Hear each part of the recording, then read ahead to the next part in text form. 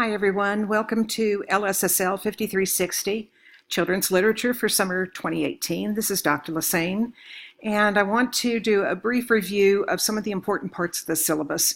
I know that the syllabus is quite lengthy. Not all of it is intended for you to memorize, but I do want to kind of hit the highlights, so to speak.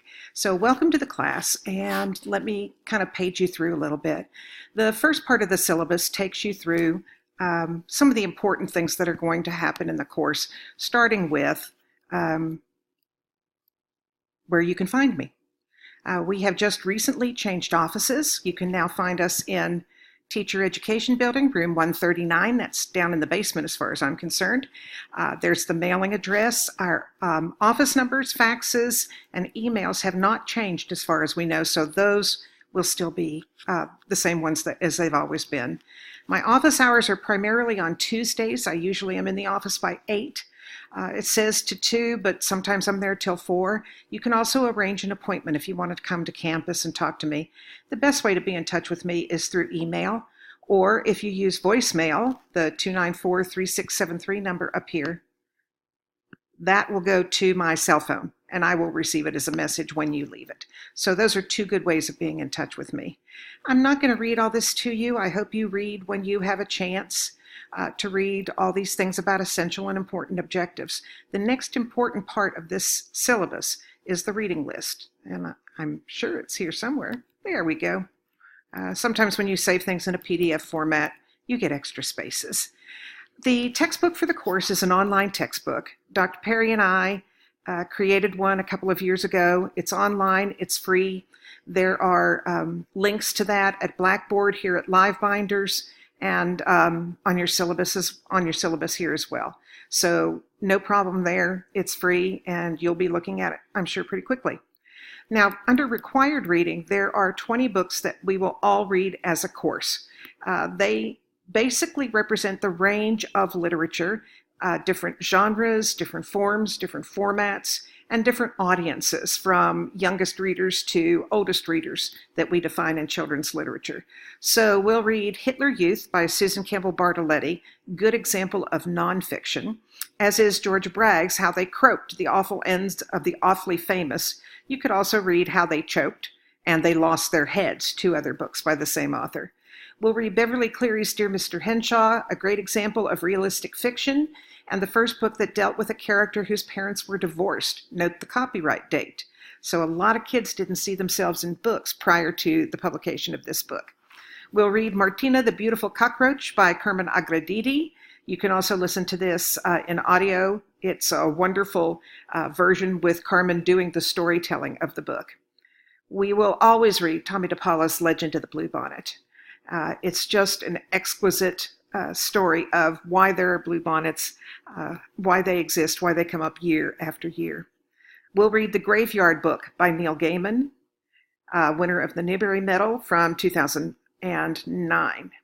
We'll read Rosa by Nikki Giovanni with art by Brian Collier, winner of a Caldecott Medal for this book, a short biography of Rosa Parks.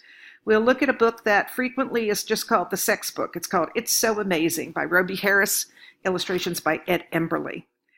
You'll be looking at Comic Squad by Jenny and Matt Holm, brother-sister, who do graphic novels. There are 3 titles in the series. You can read any one of the 3. You'll read John Klassen's This Is Not My Hat, another Caldecott winner. You will read Skullduggery Pleasant by Derek Landry. This is a British import. It's just recently been re-released in the United States. I also highly recommend the audio version of this. It is absolutely a wonderful, wonderful audio. We're going to look at Cynthia Lord's Rules, a book that deals with someone who is autistic, but more importantly, deals with the so-called normal child in the family and how sometimes those kids are overlooked because there are requirements to take care of the child who is autistic. You'll look at Kadir Nelson's award-winning We Are the Ship, and it is a Caldecott. Note the incredible illustrations. We'll go back to the 70s and pick up Catherine Patterson's Newbery winner, The Bridge to Terabithia, and then come forward 35 years to Laura Amy Schlitz's Good Masters, Sweet Ladies, a Newbery Award winner.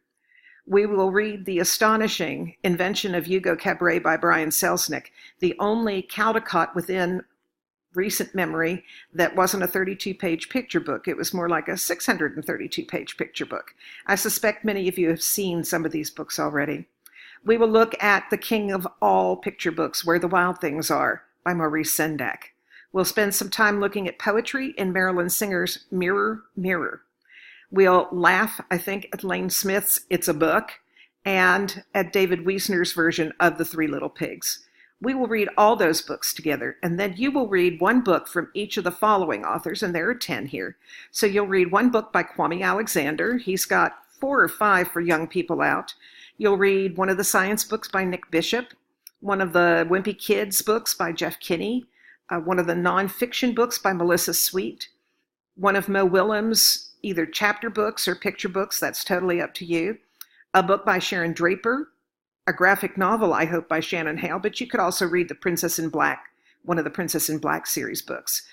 Read a book by Christopher Paul Curtis, by Carmen Lomas Garza, and by John Sheska. You'll have some choice there, and I've tried to kind of factor in choice as much as I can in this syllabus. So that's the required reading for this course, and I'm going to stop here, and we will have a second screencast that will take us into the assignments themselves.